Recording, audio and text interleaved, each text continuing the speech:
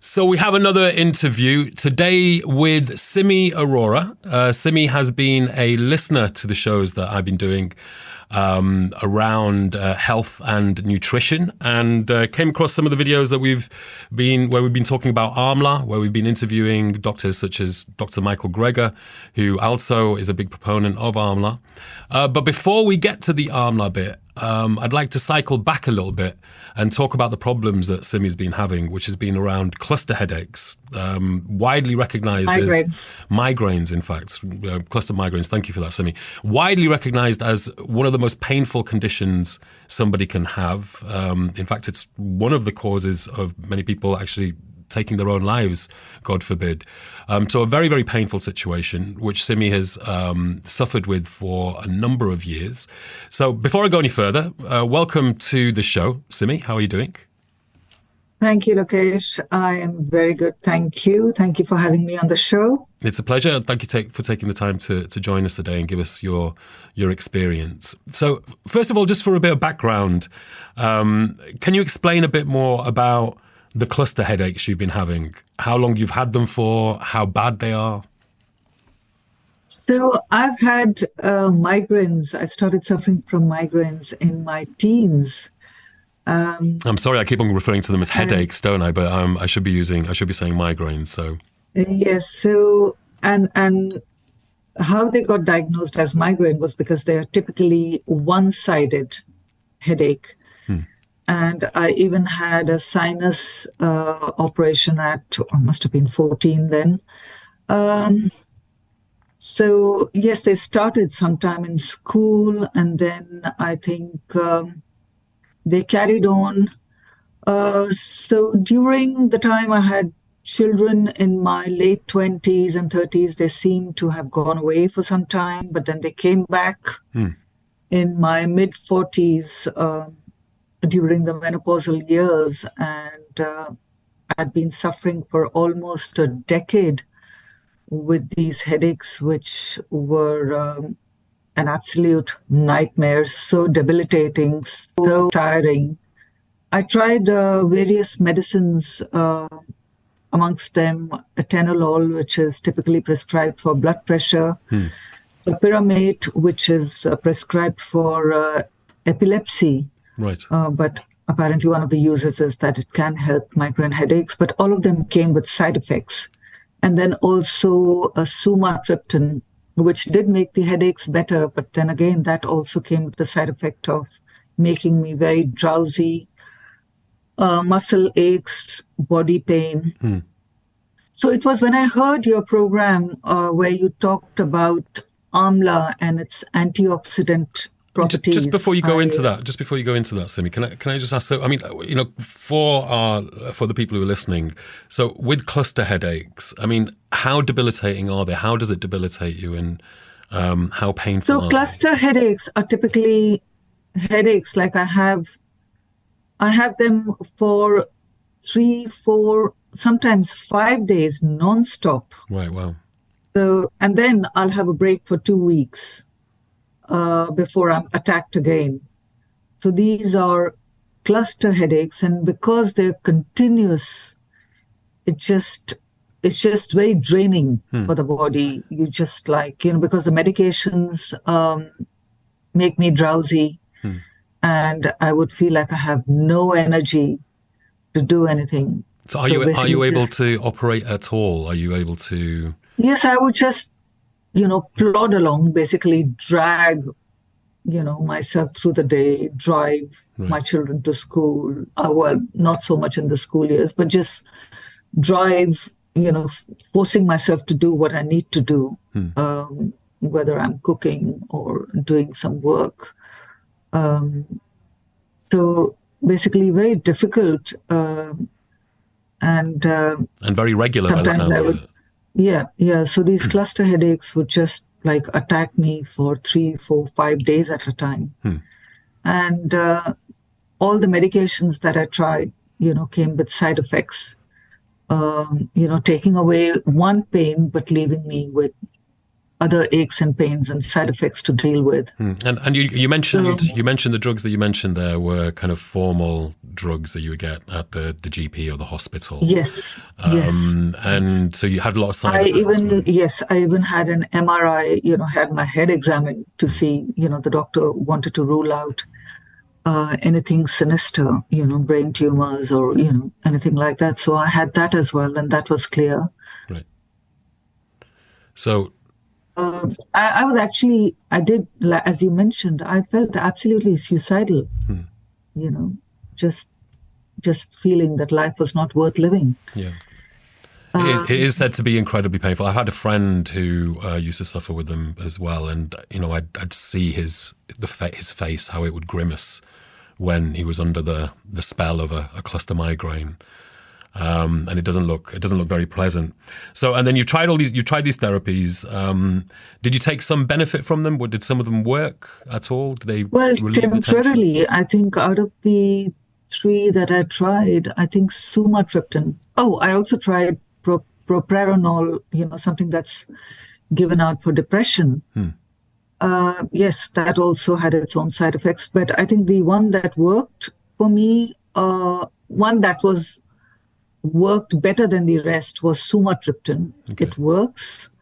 And I'm kind of able to cope with the side effect and work through it. Yes, drowsiness, muscle aches, pains. But then you have the side effects of drowsiness. The side effects are there. But I think Amla has been an absolute lifesaver, something that I started to take as an antioxidant, or what I told myself as a vitamin, to give myself protection against colds and frequent colds, as I used to get frequent colds also, and some hair fall, which I started to notice a few months ago, and I knew that Amla was really good for the hair. It's meant to be really good. I think you're supposed to scrub it into the hair, aren't you, rather than eat it?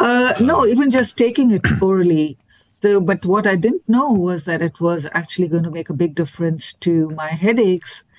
And then when I actually Googled effects of vitamin C on migraine, as I know that Amla is very rich in vitamin C, and I'm just going to read out something from Google.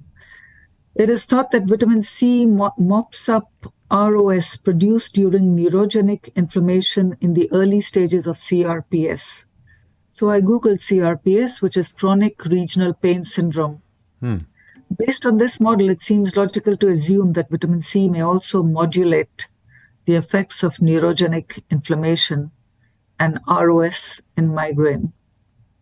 So yes, I did Google ROS also. I can't at this point in time remember. But yes, just to say that vitamin C does modulate or adjust or affect the effect of neurogenic inflammation. So yes, Google does give out a lot of information. you just have to ask the right question. I don't go by everything. I do look at the source of the information. But sometimes it just helps you to connect dots. Yeah. And whilst looking for other information on migraine and vitamin C, I also saw that there were some Ayurvedic herbal tonics that were made for, I think one is called migraine cure, if I'm not mistaken, and that has, amongst the other herbs, it also has amla in it, amla or gooseberry. I mean, actually, Simi, a lot of Ayurvedic preparations, I think more than half. So I have no doubt that, and just being able to connect these dots, that there is definitely a connection between vitamin C and migraine headaches. And I just want to shout about it to every migraine sufferer. Please do try this. Don't just keep popping medicines. We really don't know long-term how they're going to affect our bodies. Yeah, I mean, the side effects of Amla, if you're using it for the migraines now, some of the other side effects are improved blood pressure, improved cholesterol, improve blood sugar control. There's some new studies at the moment that are suggesting it's very powerful. And of course, for women, let me make a point. All these expensive serums that are made for the skin are made with vitamin C. So obviously, it's really good for the skin, and, it has just too many benefits, so many benefits, Yeah. Yeah, it's true.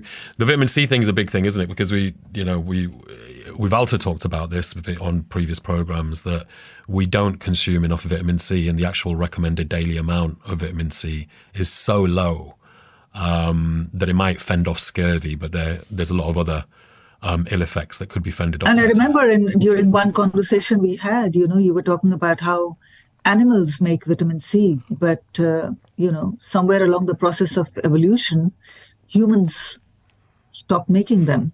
That's right, yeah, humans and which is and why monkeys. animals, they you see them wounded, and they just heal. Their bodies just heal. They don't need to see doctors. Right. So I think it's amazing in the conditions that it can heal. I think it's actually gold, an absolute miracle for the body. It seems to be. There seems to be. And we're finding that with a lot of different people, also in helping with, as I said, controlling diabetes. It seems to be a phenomenal weapon in the armory to kind of attack that problem with. So you saw a video where we interviewed Michael Greger on Amla. Yes. And that's where you kind of I did see that video, yes. Yeah, but you weren't... Just hearing the doctor also just reiterate that, Amla was so good for you. But you were looking at it as an antioxidant. You weren't necessarily looking at it as something to impact the migraines that you've been suffering with. And how long have you been using it for now? Over 2 months now. Over 2 months. And yes. If I remember correctly, you said you've been using just the fresh Amla, not the powdered Amla.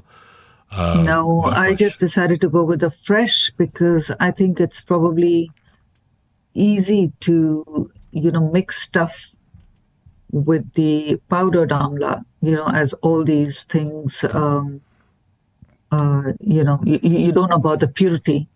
But I just thought of the fresh fruit is available at Asian grocers, so I thought it's probably best to take the fresh fruit. And I put it in a smoothie, I put it in salted lassi. It's easy to drink. It's very drinkable.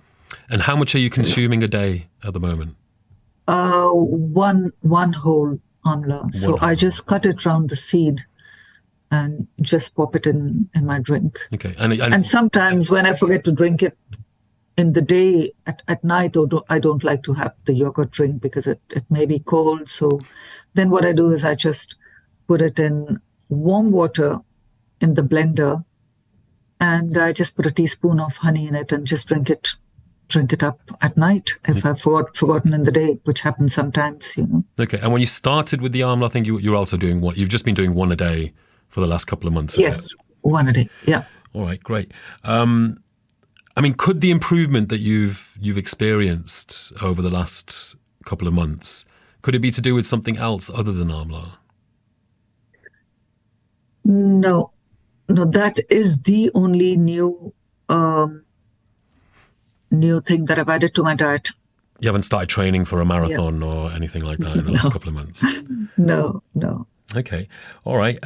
So, I guess just to summarize, looking back on your journey with these cluster migraines, what are your thoughts? What's your conclusions? And, how do you reflect on the journey that you've been through to this point? I guess we still...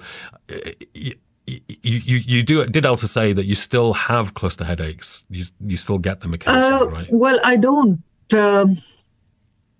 have the cluster headaches, but yes, cluster migraines. I have still kept up with keeping a diary for migraines as I used to. Last month it was 4 migraines. And are they just And as intense as so, before, or are they yeah, less no, intense? they were not as They're intense. not They as were not as intense. intense. Yes, Okay. they were not as intense. And cluster, yes, I had two. I had two continuously, and then I had one sometime in I think in the middle, somewhere. But yeah, no, they didn't happen the way the pattern seems to have changed. And so yeah, from 15, 17, 18 down to 3 or 4, I thought was remarkable. Down to 3 or I'm 4. not going to lie, I haven't been completely cured, but yes, I think it's just a remarkable fall in the number of migraines.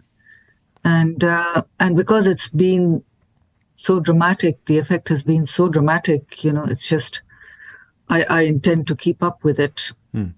Definitely. Yeah, well, it's worthwhile saying. I mean, at least we don't. I don't imagine it would be the case that Amla is the cure for cluster migraines, but it certainly does something which seems to help. Solve the thing that causes it in the body.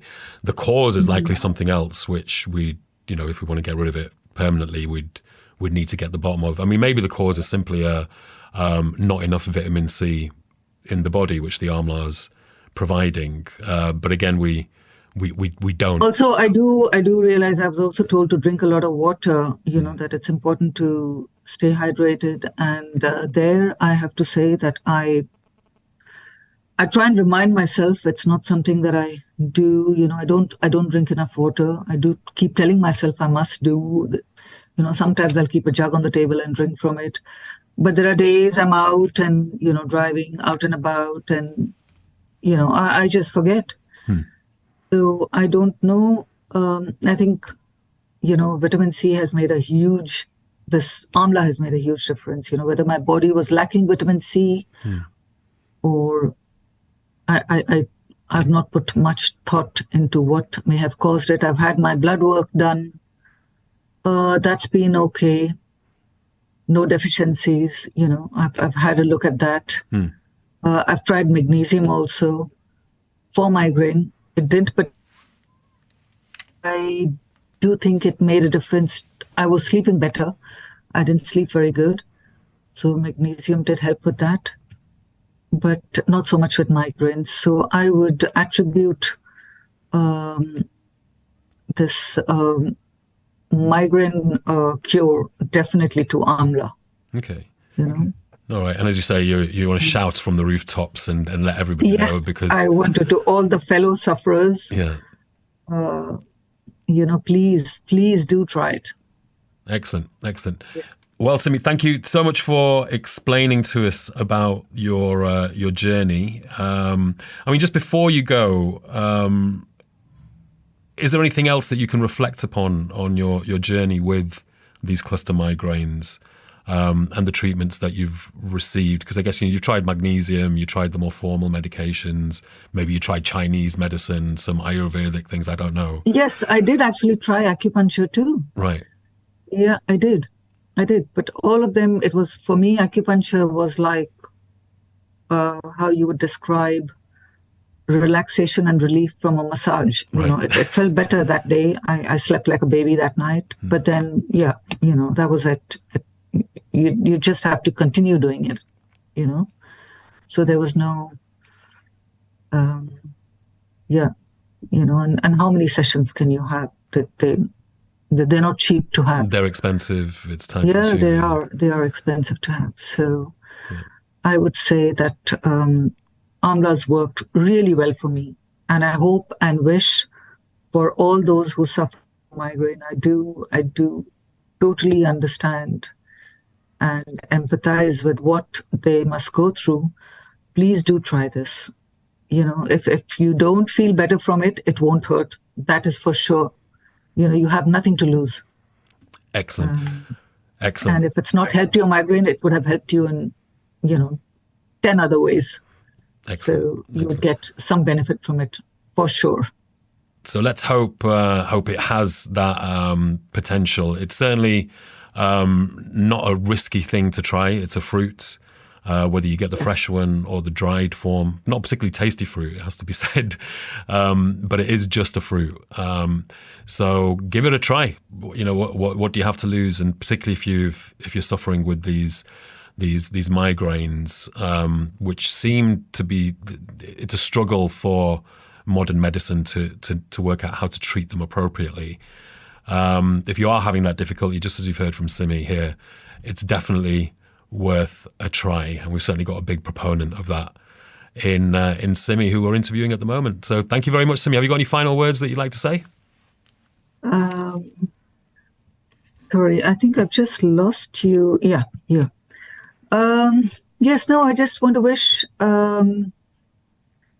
everybody, my best wishes to all those who are listening, who've made time to listen. My best wishes that I hope you're all cured of this condition. And I know how awful it is. And thank you, Lokesh, for all the good work that you're doing. God bless you, and keep these videos coming. Thank you so much, Simi. It's been a pleasure to talk to you today, and all the best of luck. And do keep us updated as to how things go in the next few months. Thank you. Thank you so much. Take care. Bye-bye. Okay. Bye-bye.